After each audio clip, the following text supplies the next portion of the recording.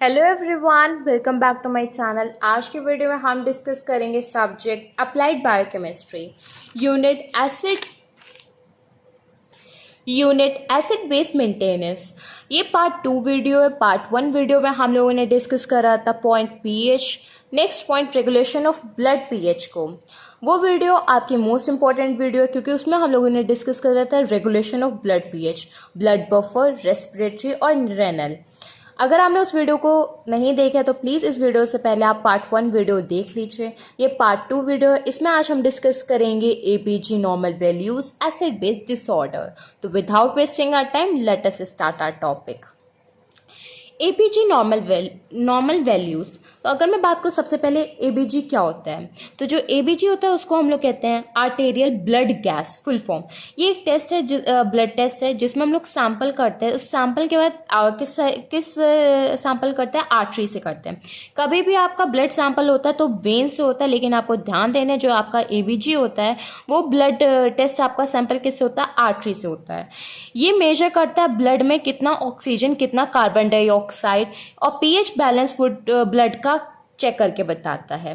तो ABG normal values की अगर मैं बात करूँ तो एबीजी टेस्ट में आपको क्लियर होता है pH, partial pressure of carbon dioxide PaCO2, bicarbonate HCO3, partial pressure of oxygen PaO2, oxygen saturation O2SAT। तो ये आपके 5 पॉइंट्स हैं जो आपको एपीजी नॉर्मल वैल्यू से पता चलता है।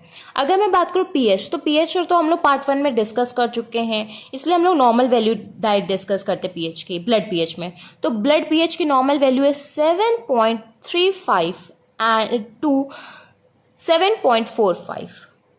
Partial pressure of carbon dioxide, ये जो टेस्ट है ये मेजर करके बताता है कि कितना अमाउंट कार्बन डाइऑक्साइड का ब्लड में है। How it is moved out of the body.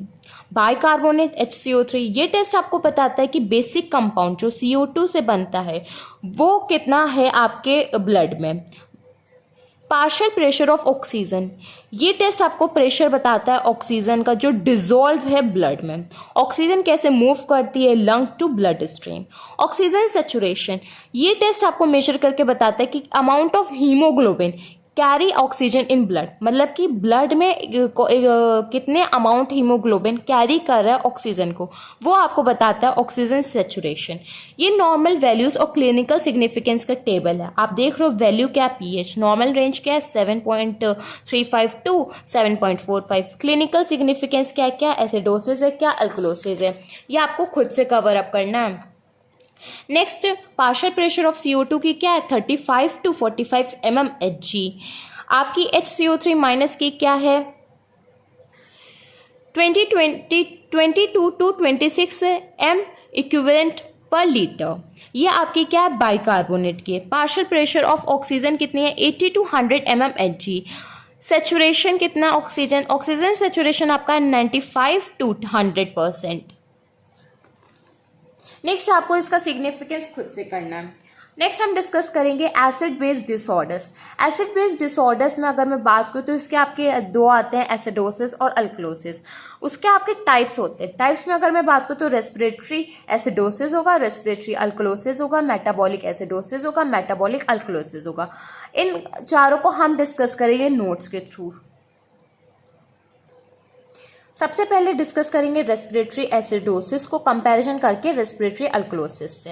Respiratory acidosis कब होगा, जब आप कोई भी ड्रग चेंज करते हो या फिर आप स्मोक करते हो, तब कंडीशन आपकी क्या डेवलप होती है एसिडोसिस की। यह क्या आपका कॉज है। इसमें क्या होता है, फेलर होता है वेंटिलेशन और एक्यूमुलेशन ऑफ CO2। अगर आपको याद हो तो हम लोगों ने second line of defence respiratory acidosis alkalosis करा था, जिसमें हम लोगों ने बताया था कि पीएच डिक्रीज करेगा तो कैसे आपका पार्शियल प्रेशर CO2 का इंक्रीज करेगा, कैसे आपका HCO3 डिक्रीज करेगा। तो सेम एसिडोसिस में आपको मेंशन करना है कॉजेस क्या है, ड्रग की वजह से, COPD की वजह से, अस्थमा की वजह से। नेक्स्ट क्या है, इसका आप ट्रीटमेंट कैसे करा सकते हो। ऑक्सीजन एडमिनिस्ट्रेशन से आप इसका ट्रीटमेंट करा सकते हो, ड्रग से आप इसका ट्रीटमेंट करा सकते हो। रेस्पिरेटरी अल्कलोसिस क्या है, इसमें हाइपर वेंटिलेशन होता है। हाइपर वेंटिलेशन का मतलब होता है सच एज हाइपोक्सिया। इसका ट्रीटमेंट क्या, आप रिप्लेस कर सकते हो वाटर को, हाइड्रोजन को और इलेक्ट्रोलाइट में। इलेक्ट्रोलाइट में आपका आएगा sodium and potassium. Respiratory acidosis कभी भी आए तो आप ये रेस्पिरेटरी एसिडोसिस का पहले टेबल बनाएंगे ऐसे चार्ट बना के एरो बाई एरो करके, और ये आप रेस्पिरेटरी अल्कलोसिस में करेंगे। इसको करने के बाद आप मेंशन करेंगे कि क्या उसके कॉजेज़ हैं, क्या कॉजेज़ के बाद आप उसका ट्रीटमेंट करेंगे। नेक्स्ट हम डिस्कस करेंगे metabolic acidosis and alkalosis. Start करते हैं मेटाबॉलिक एसिडोसिस से। मेटाबॉलिक एसिडोसिस में क्या क्लिनिकल डिस्टर्बेंस होगा पीएच लो होने से। पीएच कितना लो हो जाएगा 7.35 से। इसमें क्या होगा, लो लेवल होगा आपका कार्बोनेट का HCO3 का। उसके बाद में इसका कॉज क्या है, इसमें कॉज आएगा ब्लड शुगर लो होना, कैंसर होना, एनायन गैप होना, जिसकी वजह से मेटाबॉलिक एसिडोसिस हो गई। ट्रीटमेंट में आप क्या कर सकते हो, सोडियम बाइकार्बोनेट जो कि ब्लड में एसिडिटी को क्या करता है, डिक्रीज करता है। नेक्स्ट आपका है मेटाबॉलिक अल्कलोसिस। ये क्या होता है, इसमें जो पीएच होता है आपका ग्रेटर हो जाता है, किससे 7.45 से। इसका कॉज क्या है, पोटेशियम की deficiency, genetic cause, volume depletion.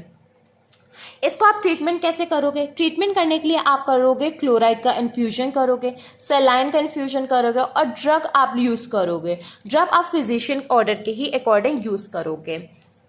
Respiratory alkalosis acidosis हम डिस्कस कर चुके हैं।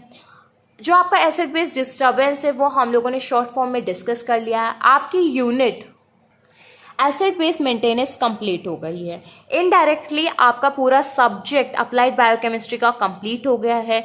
यूनिट 1 कार्बोहाइड्रेट चैनल पे अपलोडेड है, यूनिट 2 लिपिड्स अपलोडेड है, यूनिट 3 प्रोटीन अपलोडेड है, यूनिट 4 आपका क्लिनिकल एंजाइमोलॉजी अपलोडेड है, हीम कैटाबॉलिज्म भी अपलोडेड है, रेनल सिस्टम भी अपलोडेड है, इम्यूनोकेमिस्ट्री भी। अब आपका एक यूनिट रेस्ट रह गया था एसिड बेस मेंटेनेंस, वो भी आपका अपलोड हो गया पार्ट 1 पार्ट 2 में।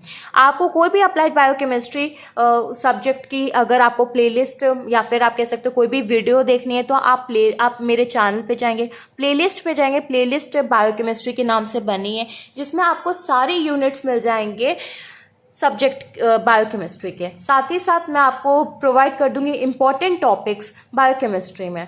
और कोई आपका डाउट हो बायोकेमिस्ट्री से रिलेटेड आप कमेंट बॉक्स में मेंशन कर दीजिएगा।